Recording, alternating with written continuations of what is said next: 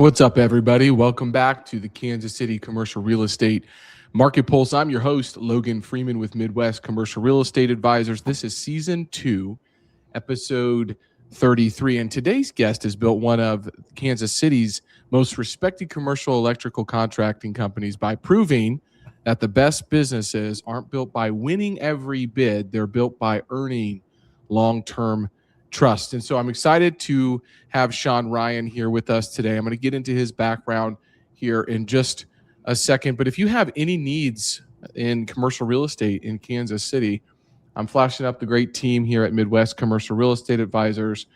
We're always growing. We're looking for more and more producers and folks that can step in and serve our clients really well. Parker Williams, first week this week, is doing great.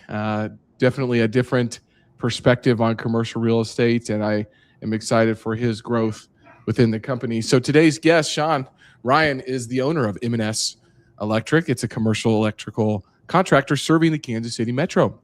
He got his start in the field as an electrician and built his way up to running a multi-million-dollar operation.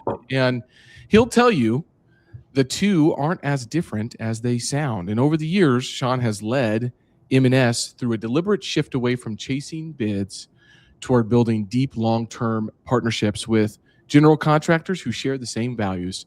And that's meant walking away from revenue, right, that didn't fit and doubling down on the clients that do. It's a harder road, but it's a better business. But at the center of it, and Shawn and I really connected on this, is family. Been married to his wife for 19 years. Together, they're raising 3 kids, same here. He's quick to tell you that shapes everything about how he leads, and the same values that he tries to model at home, honesty and accountability, showing up, are the ones that he holds himself and his team to. You know, building a business being proud of, worth being proud of, and being present for the people who matter most aren't competing goals in Shawn's mind. They're the same goal. So today, Shawn is thinking hard about the next chapter, what it looks like to build something that lasts for his team, for his clients, and the family watching him do it. So Shawn, welcome to the show, man. Thanks for having me. I'm honored to be here today. Absolutely, man. Yeah, no, we've been connected, and it's been an exciting time here in Kansas City with all of the growth in the commercial real estate market and just the market in general. Why don't you talk to the audience a little bit here about how you got started in the field before leading a company? Yeah, so I started working in the electrical field at 16 years old, working summers for my dad's company that he owned at the time, and started by cleaning shrubs up at the shop, running parts, loading trailers and moving things around, truly at the bottom, and then got to build myself up through the industry, from apprentice to journeyman to foreman to estimator to division leader, to then starting the company myself, and got to see kind of all the rungs coming up. Absolutely, man. Well, Joshua Ferrari is live here saying transitioning from the field to running a business gives you a different kind of respect for operations, and realizing that saying no to bad fit deals is how you protect your culture and your bottom line. That is a massive leadership lesson. So that kind of segments into my next question here is, looking back, what lessons from those early days still shape how you lead today? Well, multiple things, but when you're working in the field and you've had to deal with on the ground level that client that doesn't get it, doesn't want to partner, doesn't treat the team well, all of those things, you really see how it erodes your culture. Mm-hmm. The team, it just gets beat down in the process of building jobs like that. And when you do it year over year, or you continue to go to the same client, your team is just exhausted. And they're not their best version of themselves. And I can't blame them for that. It just debilitates you. And typically when it's that way in the field, the office is experiencing a similar situation with either payment or organization or how that team is running as a client from the other side as well. It's typically not one or the other. It's pretty regularly both. And it's tough to do that. And it's hard to be profitable in that situation. Absolutely. Our field teams are where our money's made. I'm overhead. The things I do in this office are great, but I don't create anything that bills us or makes us any money. And taking care of that field team and how they feel about what's going on and keeping them engaged is where the rubber meets the road. And yes. we have to stay engaged as leaders. Absolutely. Well, we got another question rolling in. I'll get to it in a second. It reminds me of when I was 14 years old in Jefferson City, Missouri, trying to figure out, well, what can I do, to make some money? Well, in Jefferson City, Missouri, there's a lot of fields and a lot of hay bales that need to be put on the back of trailers. That's good, strong back work, right? Yeah, so I can do that, right? So I show up in the field and I've got, cut off shirt on because it's summertime and it's hot. And the guys kind of looked at me and they're like, yeah, they didn't give me the rule book of, hey, you should probably bring some gloves and wear long sleeve short shirts. And they said, hey, you're the tallest dude, so get up on the trailer. I said, what do you mean? So you're stacking. I'm first day, 14 years old, stacking. And, you might think that being on the back of the trailer is the easy gig. It's pretty tough because you got to pick every single bale up and you got to stack it to make sure it doesn't fall over whenever you guys take off. So I learned a quick lesson after that first round of bales where my forearms were absolutely bleeding, and we had 5 more trailer loads to do for that day. And I think that it's important to know that, and that's just a segue into real business, I guess, that I got involved in. My first job was making 265 cold calls a day selling information that was scraped off the internet to K through 12 education providers. I was a telemarketer, not even a glorified telemarketer. That's what I did. And so when I tell my team, hey, how do you generate business? Well, you got to get on the phones and we got to start generating conversations, right? Like talking to people. Like, well, I don't hear you, making cold calls all the time. I said, well, hold on. I've been in the industry now for 10 plus years, but let me tell you what I did to get to this point, right? Yeah. And so I think that you have to, so I loved hearing that story about you, packing the trailers and running parts and things like that. But the question coming in from a listener here is, was there a specific moment when you realized that you had transitioned from simply doing the work to actually leading the business? Like how did that come about for you? Yeah, so it's really interesting because as many businesses probably can understand, at the heart, I'm an electrician. I'm a widget maker. Yeah. So we were running our business in a way where both my business partner and I were doing little bits and pieces of the big picture, running projects, and trying to do all the different things. And we were noticing that we were stunning ourselves. Profit wouldn't be near as good, or we weren't getting the back of house systems in. And in the last couple of years, as our growth continued to go, I really had an epiphany that we have got to get this thing set up like a true business and have the process in place to continue growing, because it's going to start hurting us in many ways if we don't. And at that point, we basically transitioned me into a fully CEO running the business role, and it has been a game changer for us. Yeah. The things I'm able to focus on now are changing what we're doing. And because what would happen is you'd get a task going, an idea that's really good. You get halfway through it, and then 5 things on a project would come up, and you'd set it aside, and it would slide for a month, and then 2, and then 3, and then 4. And it's hard because as you're growing, you go from being the guy that's doing everything to how do I transition to being the guy that's doing the one thing that we need me to do. Yeah. Yeah. Well, let's get raw here. I've been in that position as well. There's some days that I still wish I was baling haze and pouring concrete. That was my other job. Do you miss doing the work ever, out in the field? What's funny is we had a big shutdown last week, and I ended up in the field for about 3 days with the team. I asked the team to work over the 4th of July weekend, and I felt like if I was going to ask them to do it, that I should be there too. And so mentally, sometimes yes. Physically, it reminded me that I've been in the office a long time. Yeah. Absolutely. That's hard work, man. Well, I love to hear that, dude. You were leading from the front or from the back, whatever. You were showing up and you were there, saying, hey, look, well, I'm here too. I'm in the field. We're doing this together. So that's fantastic. But there's a lot of days where I remember, man, it's a simpler time just going out and, working on, pouring out this driveway and using all the just well, and there's a lot of things within the trade that are really autopilot for me, that if I have my hand tools in my hand, I don't have to think in depth about doing, because you've done them so many times. So there's some piece to that sometimes, but I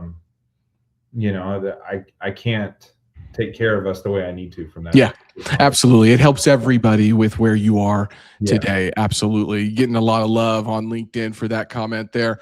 Okay. I always say that we're in the information, at least I'm in the information and relationship business, right? And most contractors believe the path to growing is bidding more projects.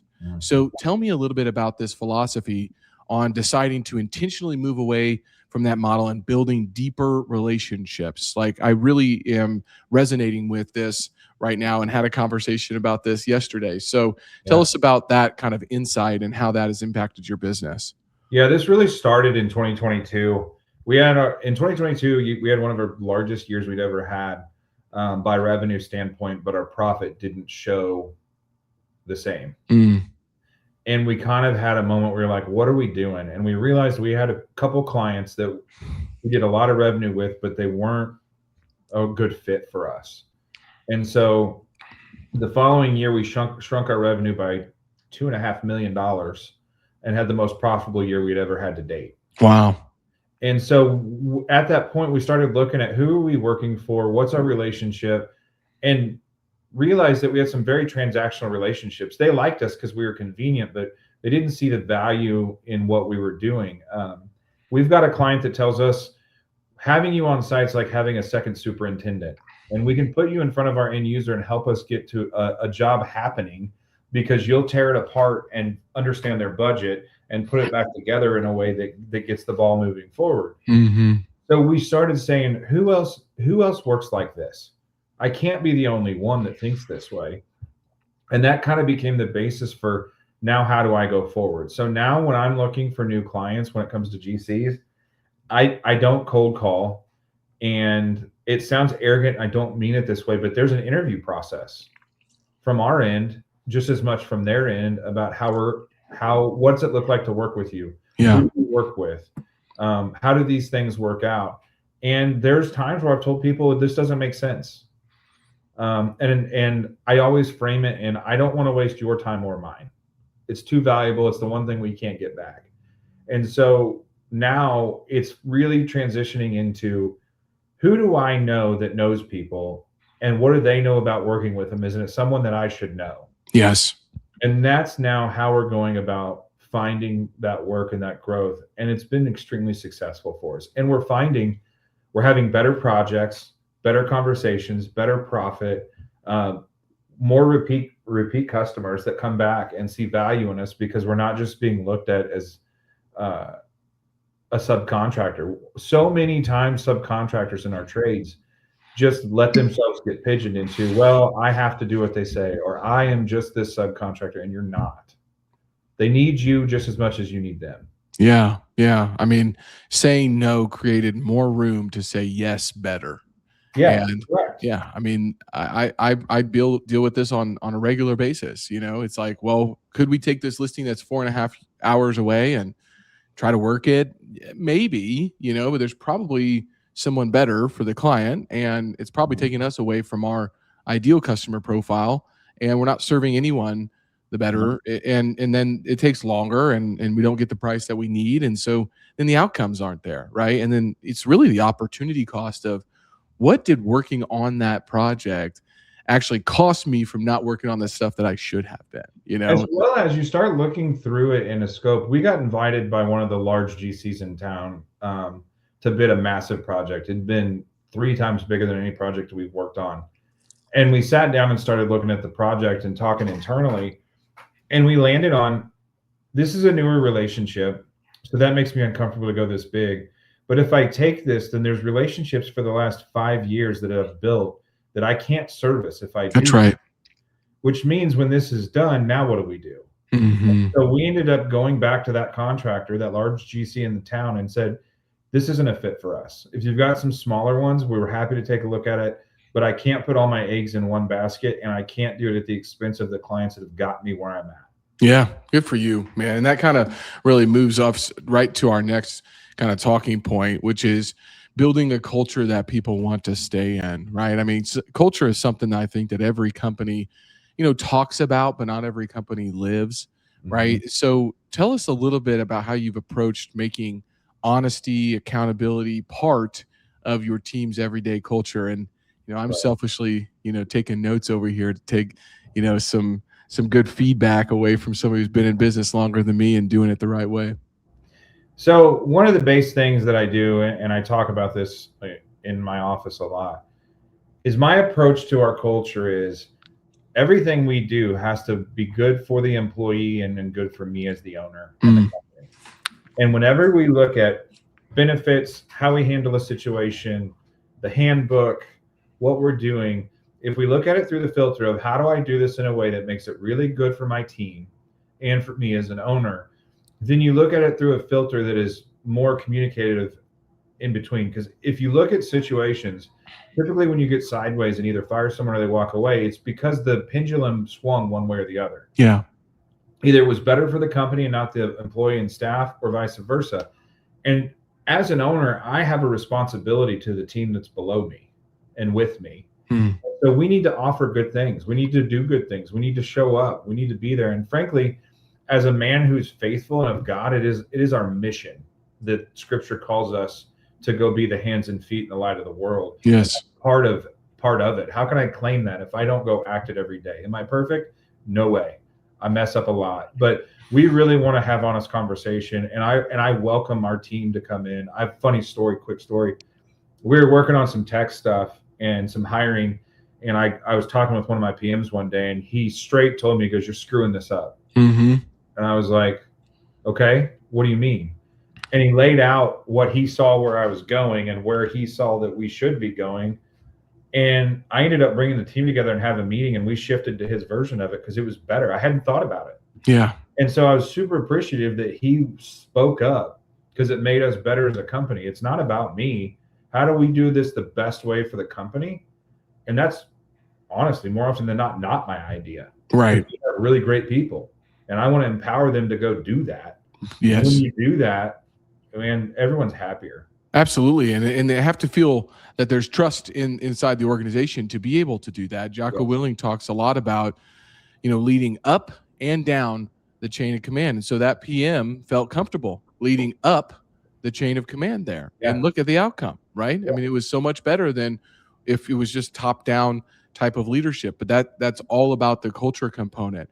All right. So in regards to, M&S Electric, tell the audience, the listeners, what is your ideal customer profile, the types of projects that you're working on, and because we've got so many people listening in that's saying, hey, well, I might be, working on a project and I need to call Shawn. We've talked about culture, talked about relationships. Let's talk a little bit about the business. Yeah. So the cool thing about our office is we have so much different talent in our office. My estimator spent a lot of time working on schools.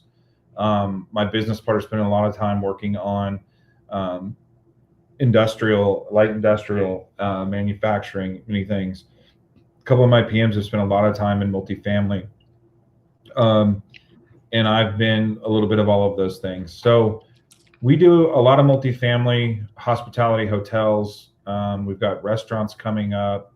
We're working on trying to get a project landed that is a brand new commercial building out of the ground.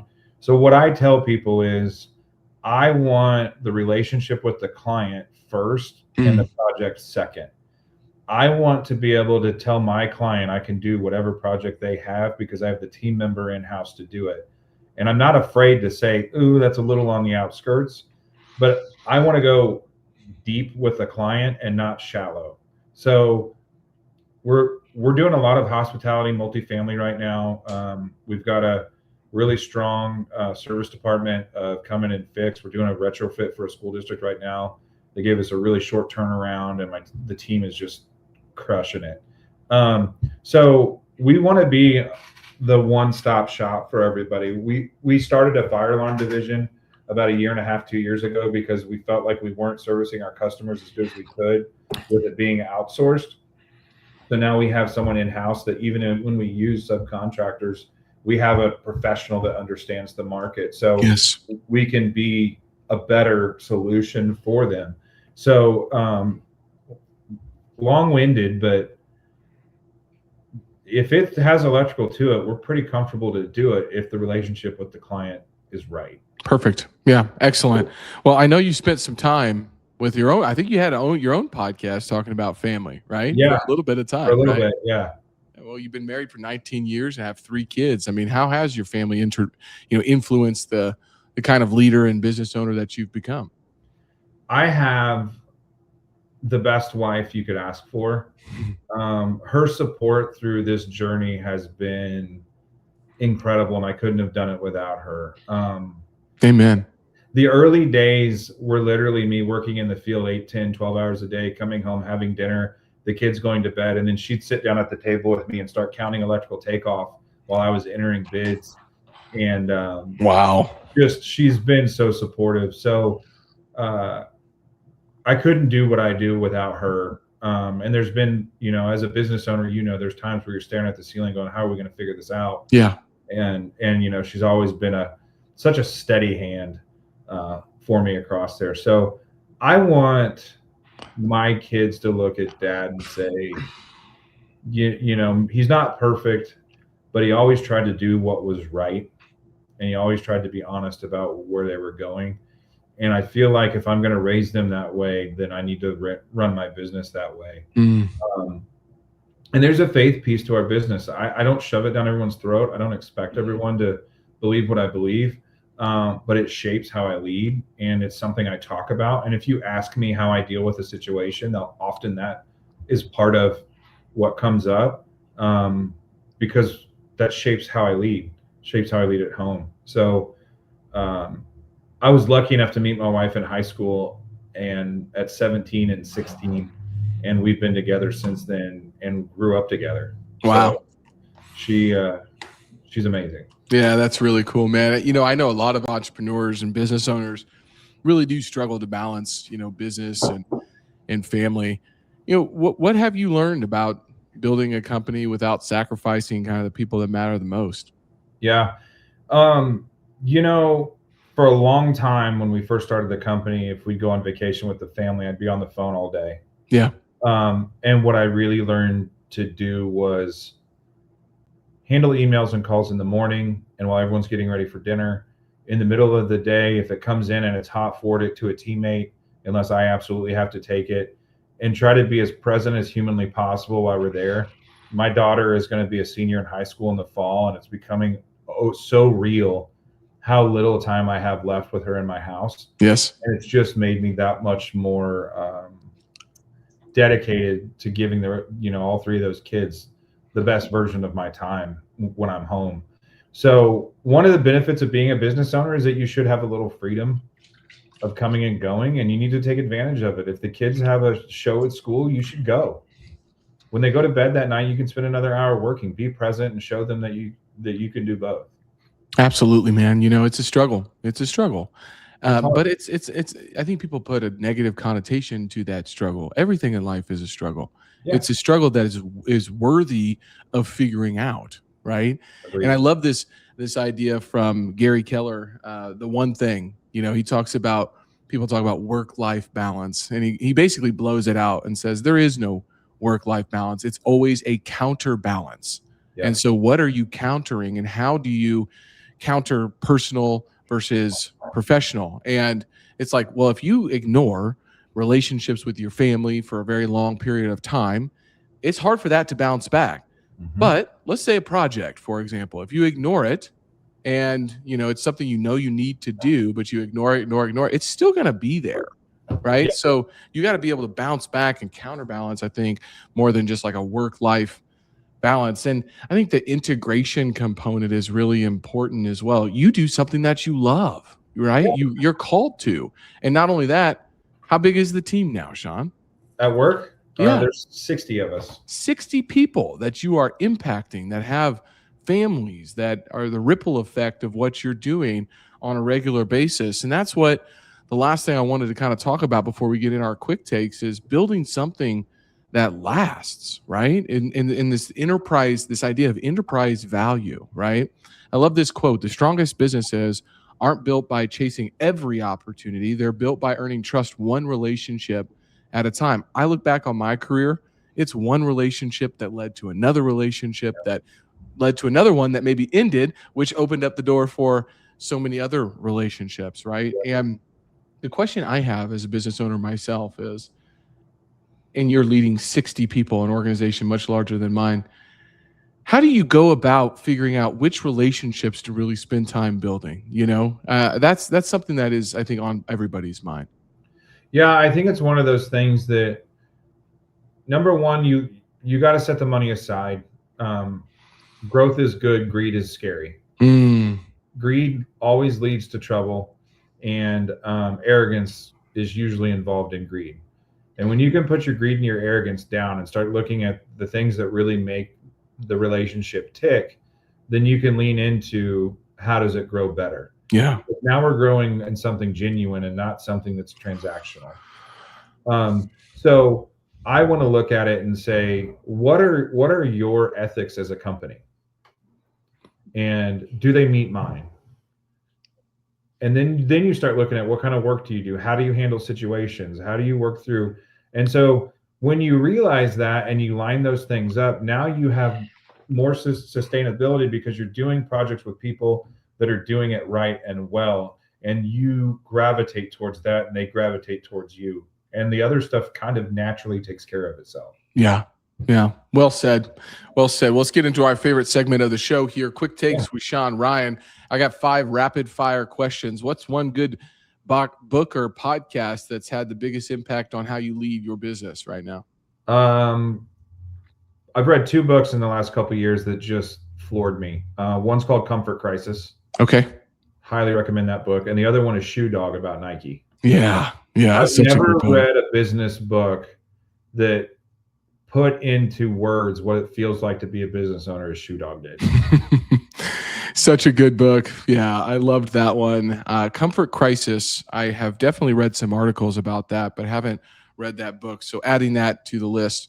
It's really good. And it's not a book about business, but what it teaches you about business is it's talking about how us as Americans have gotten really bad at doing hard things. Yes. And how we're innately built to do hard things. We just have to allow ourselves to go do them. Yeah, most definitely. Transcends across life, but business for sure. Well, let's talk about if someone is interested in the trades, right? This is something that I think is super important for us as Americans. Sure, AI, robotics, whatever, but I don't think they're going to be wiring buildings anytime soon, right? Long way away for that, I think. Long ways away. So there's a lot of people that could be saying, well, man, this might be a good, industry career track for me, right? Yeah. So if somebody want to get started in electrical contracting, being an electrician, what's the first piece of advice that you might give them?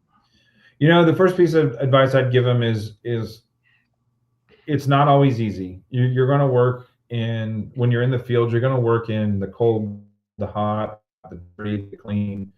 You're going to be in all kinds of different environments. And some days it's hard.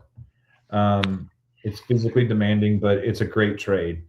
And as a whole, when it comes to trades, electrical, mechanical, pipe fitting, elevator, there's so many of these trades that require a depth of education. And the more education you can get in that depth, the stronger it makes you. So lean into it. Absolutely. Yeah, 100%. Couldn't agree more. What's one leadership lesson that you've had to learn the hard way? All of them. Yeah, there's many. That's I'm an all-in leader, and when I decide to go, we're going to go. And there's times where I've had to teach myself sometimes slow is fast, and when to discern when it's time to move quickly and when moving slower is faster. Because sometimes when you move quickly, you commit yourself to long-term decisions that then you have to live with long after the good taste leaves your mouth. Absolutely. Well, we talked a lot about relationships. I'm going to skip number 4, go to number 5. I don't know, 20 years from now. I don't know if we can even think about 20 years from now. How about 5 to 10 years from now? What do you hope people say about Shawn Ryan and M&S Electric? I want us to be known as a contractor that was client oriented, team oriented, that was honest. That when we're on site, you're in good hands. Yes. You look across the site and you see our shirt, you go, we're good. We're good. They're here.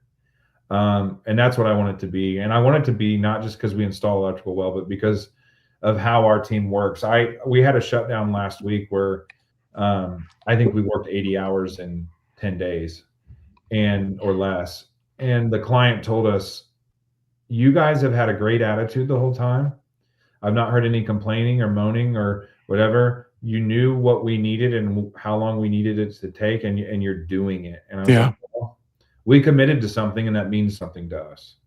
Absolutely. Yeah. Well, I think you're already doing that. So maybe it's just a continuation of this, right? Yeah, that's a good point. Well, Shawn, people want to get in touch with you. They're working on projects. They need some sort of contracting support on the electrical side. Point them in the right direction. Yeah, for sure. We're on LinkedIn. I've got both an M&S Electric page or my page, as well as our website, which keep an eye out. We're about ready to launch an updated new version of it that we're super excited about. Awesome. www.mnselectric.net. Reach out to us in any one of those forms, and we'd love to help. Yeah, you can't get a hold of Shawn for some reason, just reach out to me. I'll make sure that it happens. Shawn, thank you so much for spending time with us here today. Thanks, Logan. Appreciate you. Yeah, you bet. And if you're interested in Kansas City commercial real estate, please do reach out to us. We can find us on LinkedIn, as well as www.mwcreadvisors.com. This has been another wonderful episode of the Kansas City Commercial Real Estate Market Pulse with our special guest, Shawn Ryan with M&S Electric here in Kansas City, building relationships that matter and building the business on honesty and accountability. So, Shawn, thanks again for being here. We really appreciate it.